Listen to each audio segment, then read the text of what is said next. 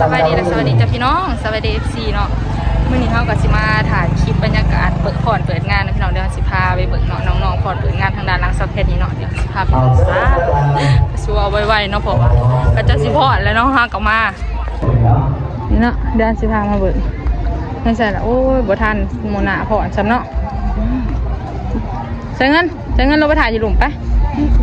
เอาแบบนี้เนี่ยมาพี่โชคแค่ในร่มนะครับพี่มาข่างพี่สวัส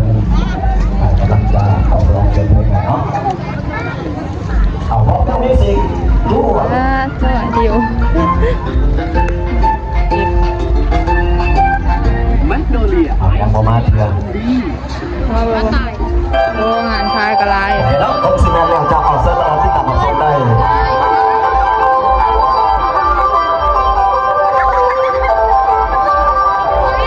ปล่อยด้วยเนี่ยมึงดูเนี่ยมึงเด้อเนี่ยมึงทางเอาล่ะนี่สิเพิ่นมาโอนลำใส่เสียงเช่นพลังของตาแน่หรือลำข้าวฟังฟังหนอนมันสิลำก่อนฟังแอนฟังหนอนมันสิลำก่อนฟังแอนฟังใส่เช่นยังโอ้ยมาบ่ทันสับแล้วมาไหนนั่นแหละแรงมากกับบ่ทันน้องน้ำโตแค่ห้องโตมากดังในหน้าสุขสำราญเมื่อดีลายต้องสาว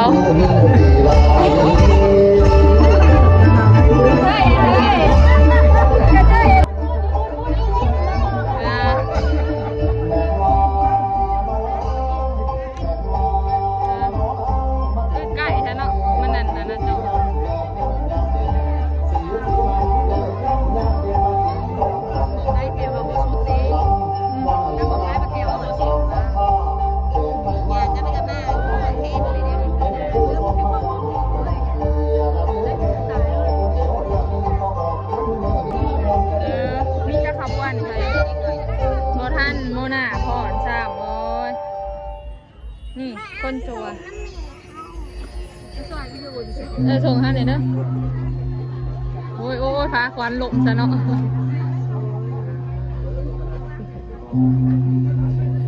มอหอนแอล2 คนน่ะนะโมตัสสะภะคะวะโตอะระหะโตสัมมาสัมพุทธัสสะสิทธิอมุตตะโชขบวนเดียวกันวันนี้โบกมีจังขันไปนี่ดังขันในแก้วคุณนางและพ่อแม่ปุนเป็นแล้วจึงได้แต่งผ้าความงามวางมาเยอะความเหลือเ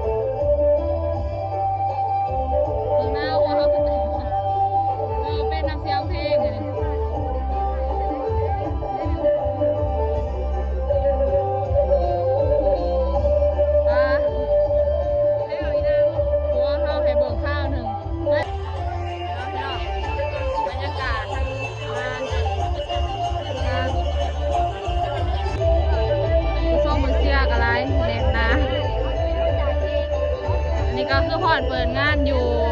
ขางคลองนะพี่น้อง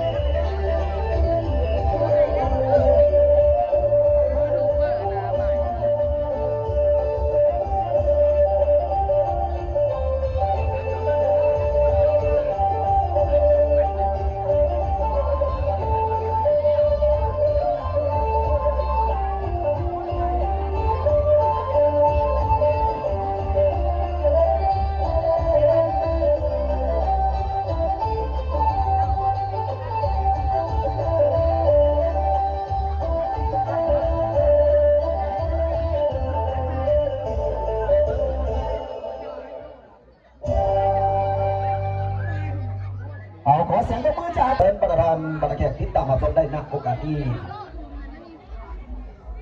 นั่งดูหนังก้อนขวดน่ะ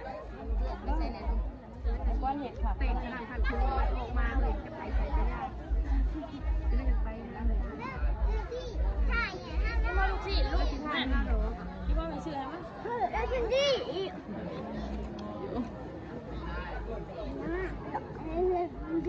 ไปหลอกกันไปหลอกแต่น้องจะได้แต่เป็นเด้อดูเด้อตอนนี้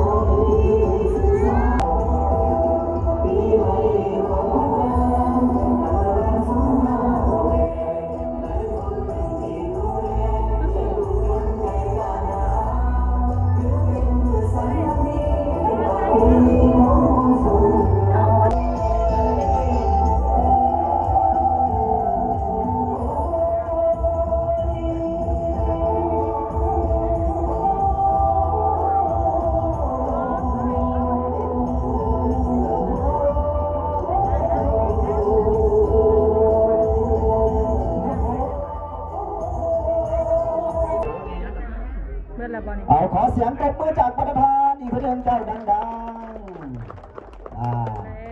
ๆนี่คือเป็นบรรยากาศนอกบันดาพวงบทบาทบนซื้อนอกจากบทป้อนมีจักรามหน่อยจากโรงเรียนบัตรนอกพร้อมให้ลูกหลานจากโรงเรียนปฐมบัตรเงินดีที่ทำการแสดงให้ประธานคณะประธานแขกผู้มีเกียรติทางยิ่งใหญ่ไทยที่ได้มาร่วมเป็นเกียรติในงานแข่งขันที่กระทรวงนอกประเพณีประจำปีอยู่ที่บ้านเกือนหินกลุ่มบางพนังที่8ของเมืองเสืออุทองในหลักวันวันที่13และ14กันยายน2559ก็แสดงว่ารายการแสดงบทฟ้อนจบโรงเรียนเกาหลีและเสนอให้ทั้งขบวนฟ้อนของลูกหลานมันเป็นยังไงจะดีพูดว่าจะเป็นจะขึ้นยังไงจะไปได้เท่านี้อาชีพไพ่ก็ท่านท่านกับท่านผู้ส้มท่านผู้เสียวันนี้จังไหนก็อนุญาตท่านประธานกันเนาะท่านเนี่ยก็จะมาเพี้ยก็จะมาเต็มยันบ่ท่านหันดอกว่าท่านเป็นบ้านกับแห่งดีมานะนี่นางอยู่พูดไม่ก็ตกคดีมาในสังกัดให้ท่านผู้จัดการเพื่อพนาเฮือเนาะนำทีมนักกีฬาเฮามา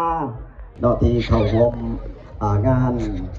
แข่งขันเรือประเพณีเนาะอยู่ที่บ้านเรือนที่นับถือและนับแพงขอน้อมนมัสการเนาะทั้งญาทานใหญ่เนาะทั้งสอง เคารพและบูชา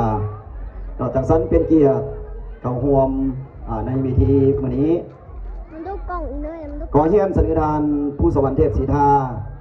ห้องเจ้าเมืองไซบัวทองที่เคารพและนับถือเป็นอย่างสูงก็เป็นเกียรติเข้าร่วมขอส่งพี่น้องเขาพามาเบิ่งเปิดงานเขาไม่ได้เบิ่งเจ้าสูงเงินเพราะว่าเขาเผาเมื่อมีคนอยู่น้องเวตามาเว้นเพิ่นสองไปมัดเข่านะพี่น้องพามากับสิประมาณนี้เนาะมาเบิ่งจะเปิดงานเนาะพ่อแต่ว่าบ่ได้เบิ่งแข่งเพื่อเนาะ